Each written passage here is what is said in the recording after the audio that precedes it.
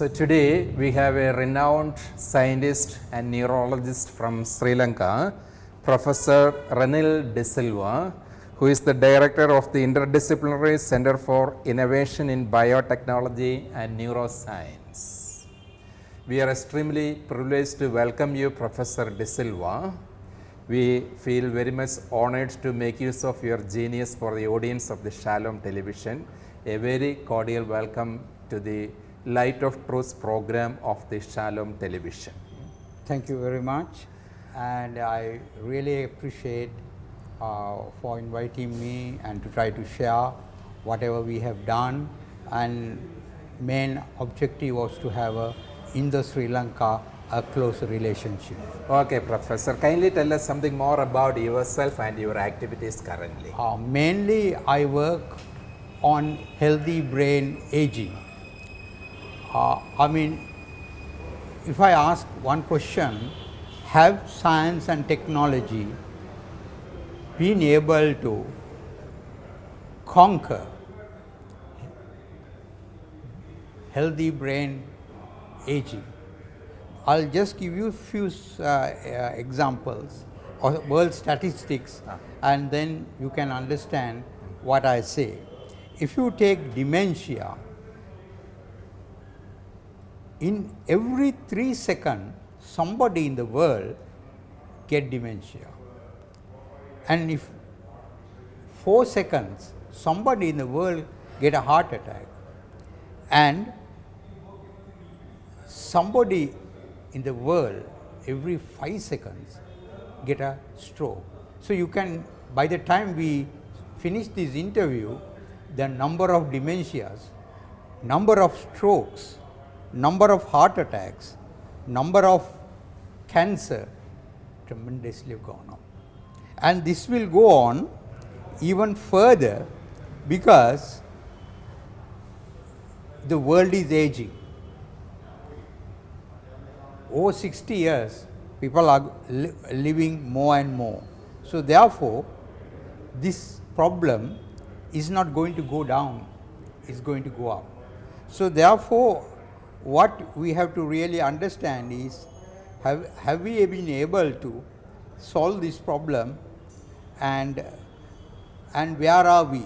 I'll just want to give you some statistics on the neurological aspects. In dementia, in 2015, we had 46 million people, but they are expecting to be 131 million in 2050. So you could see how much people are going to go in this area. The numbers are increasing. And now if you take only Alzheimer's disease, it's a $1 trillion disease. And in few years, it's going to be a $2 trillion disease.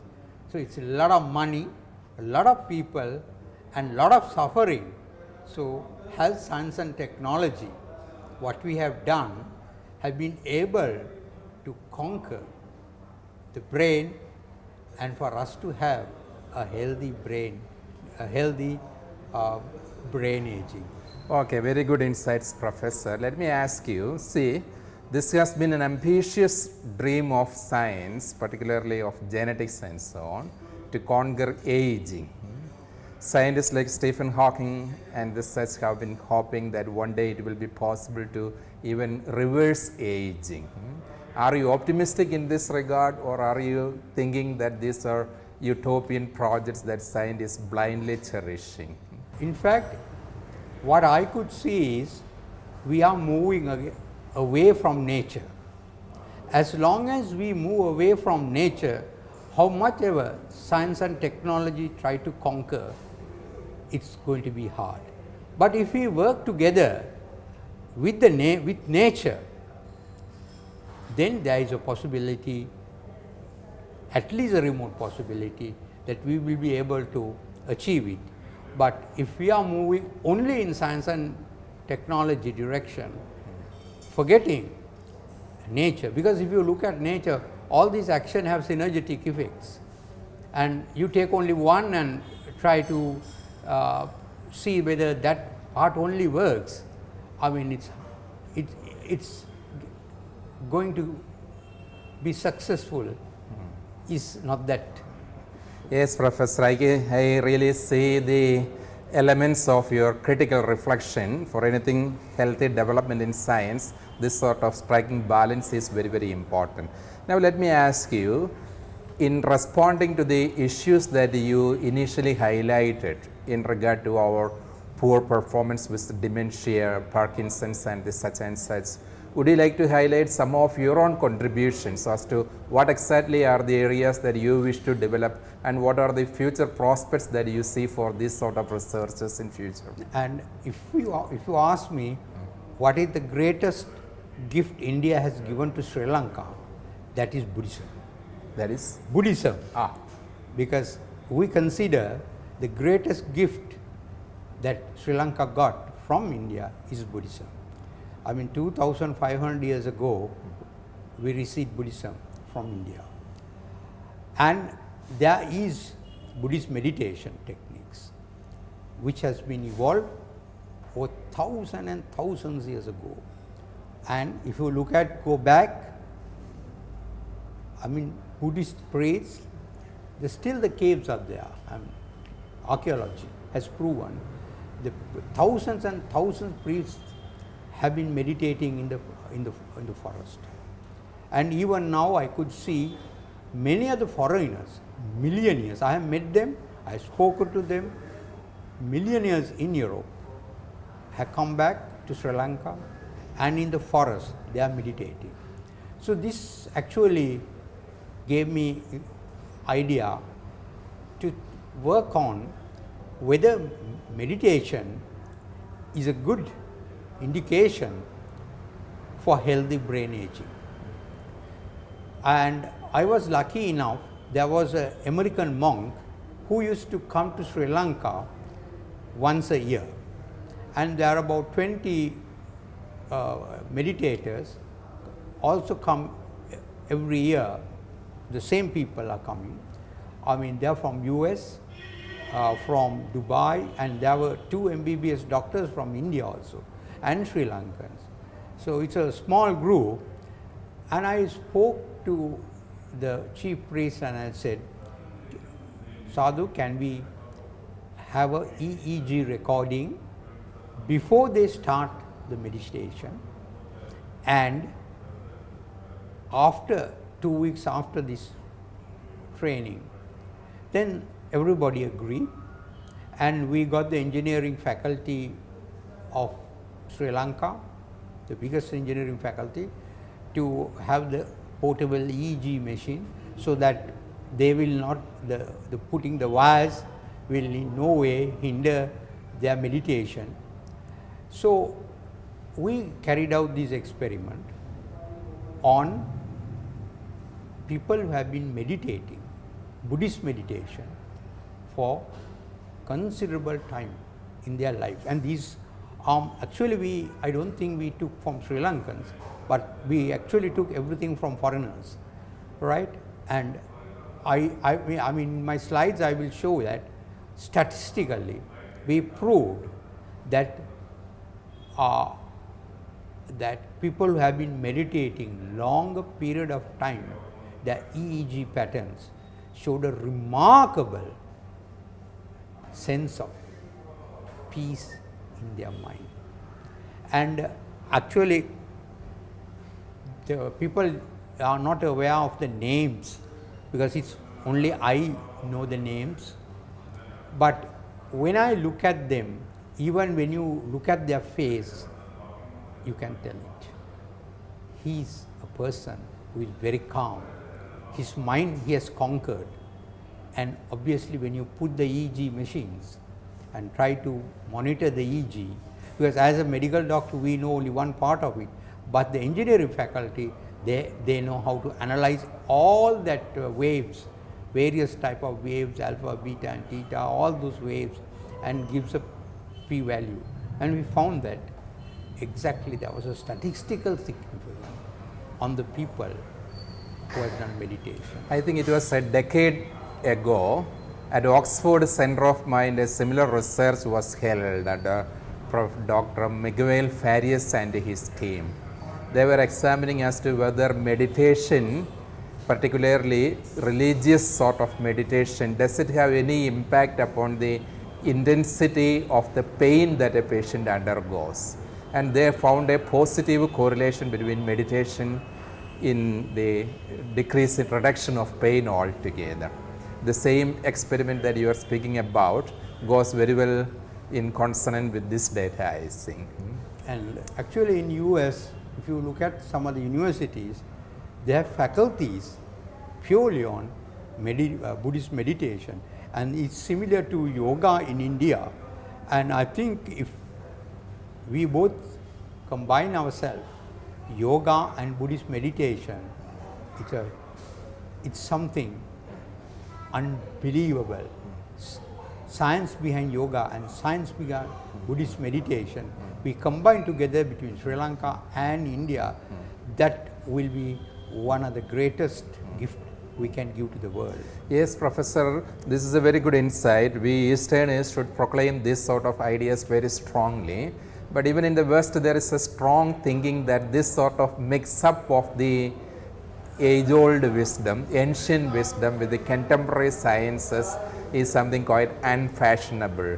We are trying an unpleasant cook up between, unholy mix up between the East and the Eastern traditions and the Western science altogether. There are some critically minded thinkers like that also in the medical field.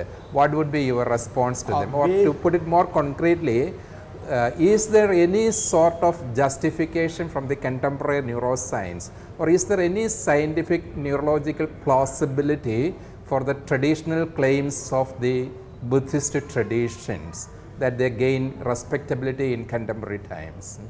Basically, it's scientifically, it has been proven beyond doubt that Buddhist meditation, by way of hypertension, way of pain, brain aging, I mean, if you can, now science, what we should do is, science has developed technology. We here in India and Sri Lanka, what we should do is take those technology and prove our theories. That is exactly what we should do. And Americans are doing, I mean, the West is doing that in a big way. I mean, even if you look at things like hippocampus, where our memory is stored, right? I mean, they have shown that meditation has been able to maintain the volume and the integrity of the hippocampus. So beyond doubt, I mean, Buddhist meditation or yoga or even music therapy, they have all proven that they do really actually help in brain aging. So I mean, just because people could criticize, but what I personally feel is, we here should work together as a team, utilizing the technology and prove ourselves and give the world the greatest gift. Okay, to take our discussion a step further, say renowned neurologists like Vilayanur Ramachandran or Andrew Newberg, they all together have developed a new branch of theology and science itself, which may be termed as neuro-religion or neurotheologians. Their basic claim is that religiosity is something inbuilt in our gene. We are biologically programmed to know and interpret God. For us Easterners, it is easy to appropriate these sort of claims. As a scientist, how would you like to respond to these sort of scientific claims that religiosity is there inbuilt in our biology? Earlier, if you look at few years back, the idea was that genetics is inbuilt. But now, another word has come, epigenetics. Genetics is gene, you can't change, and that's, for example, if you have some gene and you are going to get this disease, you get it. So gene is gene. But science have found there's a special field on epigenetics. Epigenetics would be changed by meditation, by food, by exercise, by mental relaxation, and so many things. So therefore, epigenetics too play a role like genetics in these areas. So obviously, you can't just only pinpoint to one area and say genetics, but beyond that there is epigenetics, which has been proven beyond doubt that it has an influence on human diseases and human well-being. You are inclined to think that its epigenetics has implications for our religiosity also, something along that line? Certainly. Definitely, yes. Very good. Say, as a neurologist, as a scientist in the brain sciences, if I ask you a general question as to, given your long exposure to the mysteries of brain, what is that is making brain so marvelous? Have we ever got wondered at the marvels of brain? This is only a general question for our popular audience. What are the complexities or the intricate structures of the brain that is becoming so complex and fascinating? For instance, our Ramachandran would say brain is the most complex thing that nature has ever produced, and this is the best product of the nature itself altogether. The intricate connections in the brain is completely unparalleled given the other realities of the world. What would be your personal appropriation of the mysteries and complexities of the brain in general? General, I should say, how much you try to do research, still it will be impossible to come to the bottom of it. I mean, we have conquered, if you look at various diseases like infection diseases, typhoid, malaria, but have we been able to conquer at least one neurological disease? So we don't know the mystery of the brain. We are lost. We are only grooving in the dark. So there's a long, long way to go.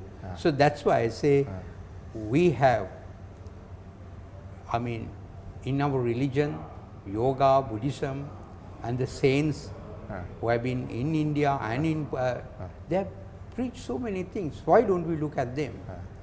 And then, I mean, some of the work that we have done, for example, when I say epigenetics, because I have the biggest, I should say, the biobank in Southeast Asia.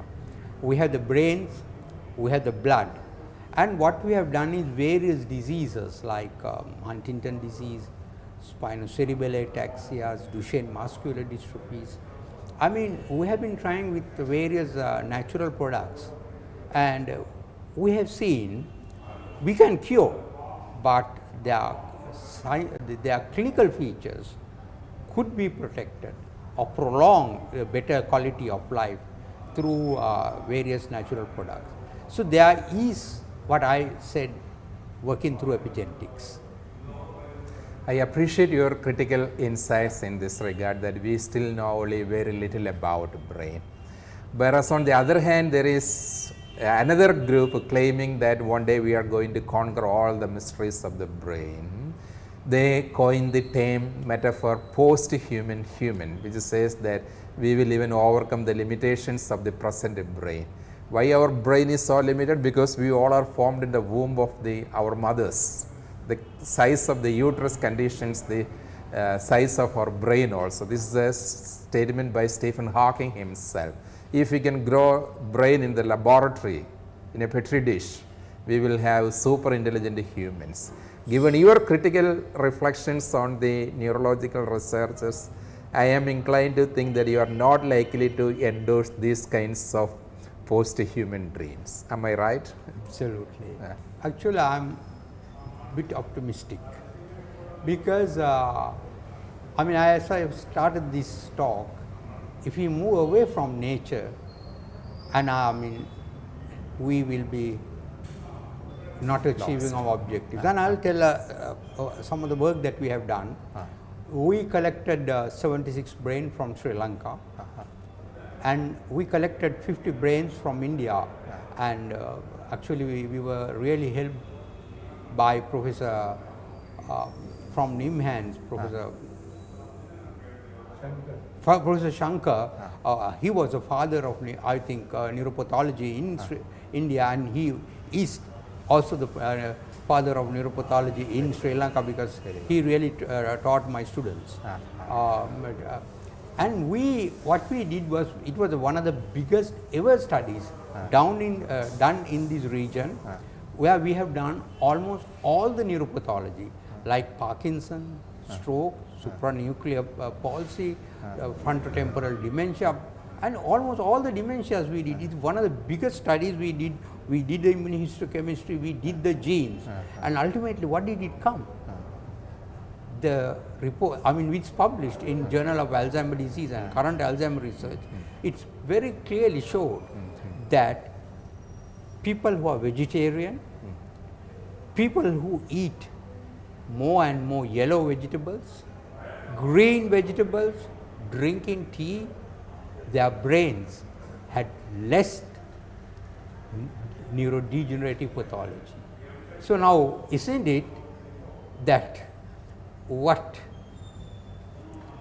thousands and thousands of years ago we were taught, we have moved away from that, and we are now getting westernized, and my statistics should have shown that we are paying a heavy price moving away from our old traditions. So it's, here we use the Western technology, and we proved what you said is what we are there. And this is epigenetics. Epigenetics, whatever the genes would have been there, we did the genes also. And we proved that even if the genes are there, epigenetics has a bigger influence.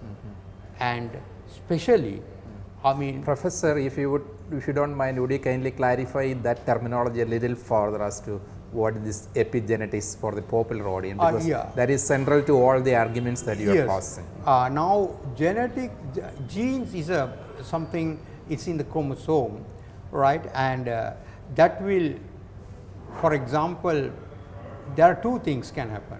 If you have the gene, you can have a disease, but also the gene and environment together will decide whether the person will get a disease or not. So this environment part will change the methylation of the chromosomes, and thereby the gene will be there, but gene will not be able to act by himself because of some external factors controlling the gene. So that is what is called epigenetics. Okay.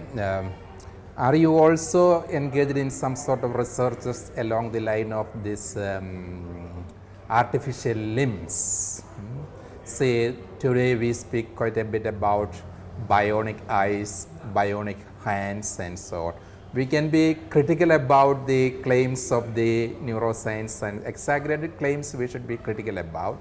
At the same time, the manifold blessings of this development. Say, something that recently our news magazines reported, that the blind has been restored of sight with bionic eyes.